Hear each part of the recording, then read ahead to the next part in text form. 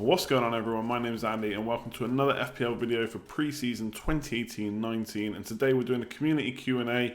So I looked for questions on YouTube and Twitter to get answered in this video, so I've picked 5 of them. There's loads more questions to try and get through. I'll try and do another one of these videos if it's possible, but also worth mentioning that some of the stuff that was answered around formations, Salah is the essential, World Cup hangovers and things like that, there's already videos for on the channel, so make sure you check that out as well. Otherwise, we'll just jump straight into this video with the first question. So the first question is from Ryan Cameron at FlairPlayer on Twitter, who asks, are we focusing on game week 1 too much? Should we be picking players that might only play for the first few game weeks? And then gives a couple of examples like Shaw and Lamella. There's also players like Pedro being touted around, who's currently in my draft.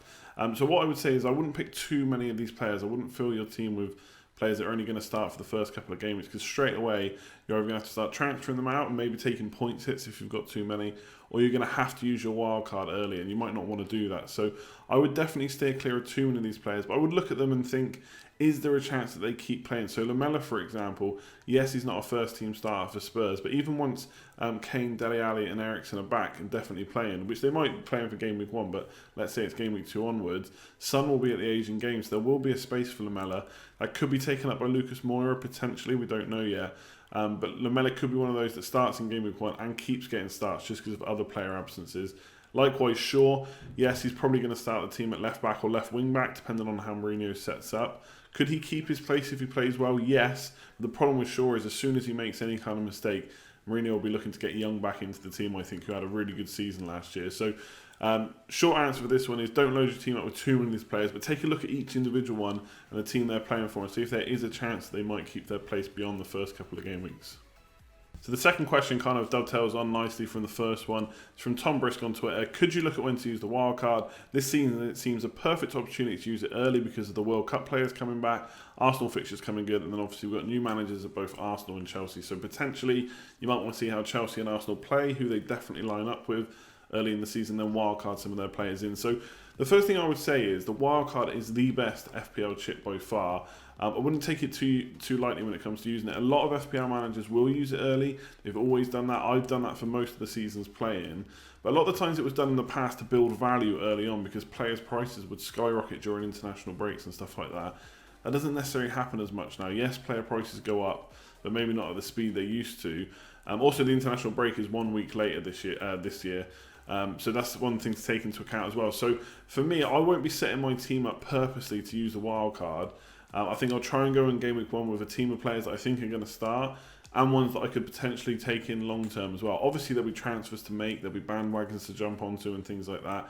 And there will be some players that don't start in game week 1. But I don't want to set my team up where I need to do a complete overhaul after just a couple of weeks. If it comes down to needing that, if I've got it completely wrong in game week 1, then I've always got it there that I can use it early. But because it's such a good tool, I'll try and keep it as long as possible. But my only advice with the FPL, with the wildcard and FPL, is to use it when you need it, and that's it. If it's early, great. If it's not, brilliant. Keep it a bit longer. So the next question is from Aaron on YouTube, which is, do you reckon Lacazette will start up top? And this is a really interesting question because Aubameyang's in a lot of size. He's 11 million. But Lacazette is a bit cheaper at 9.5 million. If he's going to be the central striker, should he be the one we go for? So looking at pre-season, Lacazette started the majority of the games up front, but Aubameyang has still played. He's played as like an inside forward on the left. And has started a game up front as well. So for me, Aubameyang is definitely a shorter starts, and Lacazette looks like he's probably going to start up front, but we don't know for sure. Now, at the time of recording this, Arsenal have got 1 pre-season game left, and by the time you're watching this video, that may have already happened. So I would take a look at that pre-season friendly and see whether Lacazette starts up top. My only concern is, even if he does, is that they play Chelsea and Man City in their opening 2 game weeks. Will Emery maybe want to set up a bit more defensively and possibly just have Aubameyang up front to cause problems with his pace and take Lacazette out the side and go a little bit more defensive with his lineup and then put Lacazette back in maybe from game week 3 onwards? I don't know, but looking at how pre-season's panned out, he has started the majority of games up front. Aubameyang's even great from the inside forward position or from a central position. He's going to get assists and goals either way. So for me right now, the premium price, 11 million for Aubameyang, is worth it because I'm confident he will start. But if Lacazette starts the season at 9.5 million, which he has done in pre-season, they could be an absolute bargain. So let me know in the comments below what you think about that. Has he started enough games to warrant inclusion into our teams? So we have a question from Luke up next from Twitter, which is your thoughts on the Palace defenders the back four and Schlupp. So I think Palace are really interesting when it comes to defence. Last year they didn't keep too many clean sheets, but when Tompkins and Saka played together, they did really well. They're both fit. They've had a pre-season. Roy Hodgson has now been at the helm for a good while. He's also had a good pre-season with the team. So I think they're definitely worth considering, especially with their opening fixtures. They're really good. And they've got options from kind of 4 million right up to 5.5 million. So let's start with Schlupp. He's played every game so far on left wing kind of role, left midfield role for Palace. So he's a 4.5 million defender, potentially out of position, which I really like. Zaha, for example, has played either behind the striker or more in kind of a wide right role. So potentially not getting in the way of Schlupp. The only concern I have is they may start the season off with kind of Sorloth up front or Ings, who they're looking at buying potentially.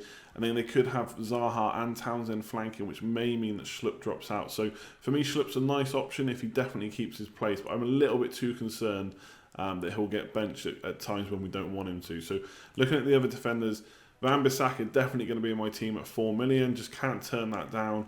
Want all the money, as much money as I can at the start of the game on the pitch. So having him as a bench option at 4 million, who looks likely to play, I definitely want him in the team.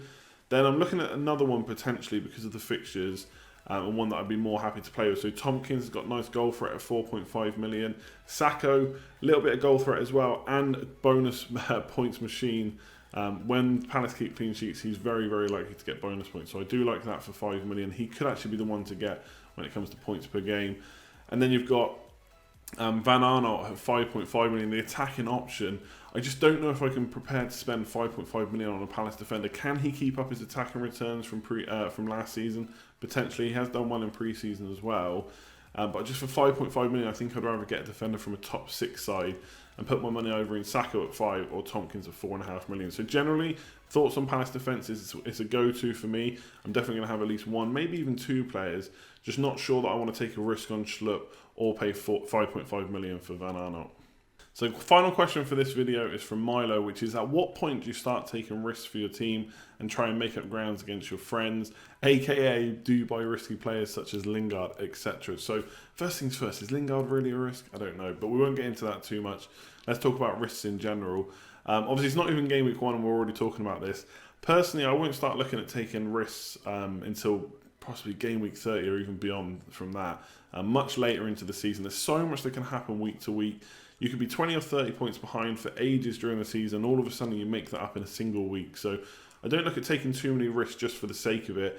I think some people get kind of locked up in this mode where they have to get a player that's 5% or 10% or less owned to get a differential. And just because of the feeling of what happens, like the good feeling when you nail that player and they get a good score. But generally, the safer picks do work. So going into game week 1, I'm not really looking at ownership. I've looked at it briefly for videos. I find some of it interesting, kind of who's owned by quite a lot of players, and then I look at players I've got on my team that I think are highly owned by everyone. But when you look at the FPL player base as a whole, they're not. So if I think a player's good and they've got low ownership, I'll get them in. If I think a player's rubbish and they've got high ownership, I'm not going to get them in just because everyone else has got them. I don't think that's the best way to play. Now, as you get on during the season and your friends have got players and you're trying to make up places, then yes, you may need to get in a different player than they've got. Ownership doesn't really matter at that point. You're only playing against your friends, so maybe only 4 or 5 other people that you're trying to compete at the top. So for me, I wouldn't worry about risky picks now. Pick who you think is going to score the most points in the opening couple of game weeks, kind of 1 to 5 game weeks. I think is always a good scope of game weeks to look at. And then later on in the season, once you get past game week 30, maybe even kind of to 33 and 34, depending on how far you are behind, then I would start looking at players who are different to what your friends have got. I wouldn't necessarily look at those that are just because they're risky. So that's it for today's video. Thanks very much for watching and thanks for getting all your questions in. Like I said at the start of the video, I know I couldn't get to all of them, but I'll try and do another video if I can along these lines. So keep the questions coming on YouTube and Twitter. It'd be much appreciated. If you enjoyed the video, give it a thumbs up, give it a like. It'd be much appreciated as always. If you're new around here, hit subscribe. Plenty more videos to come, plenty more streams to come pre-season and as the season starts. So hit the bell and you'll be notified for that. Otherwise, I'll leave it there. Leave a comment below if you've got any other questions, if you've got any points on the kind of answers that I gave in the video. Do you agree, disagree, stuff like that? Be much appreciated. Like, comment, share, subscribe, all that good stuff, and I'll catch you next time. Cheers all.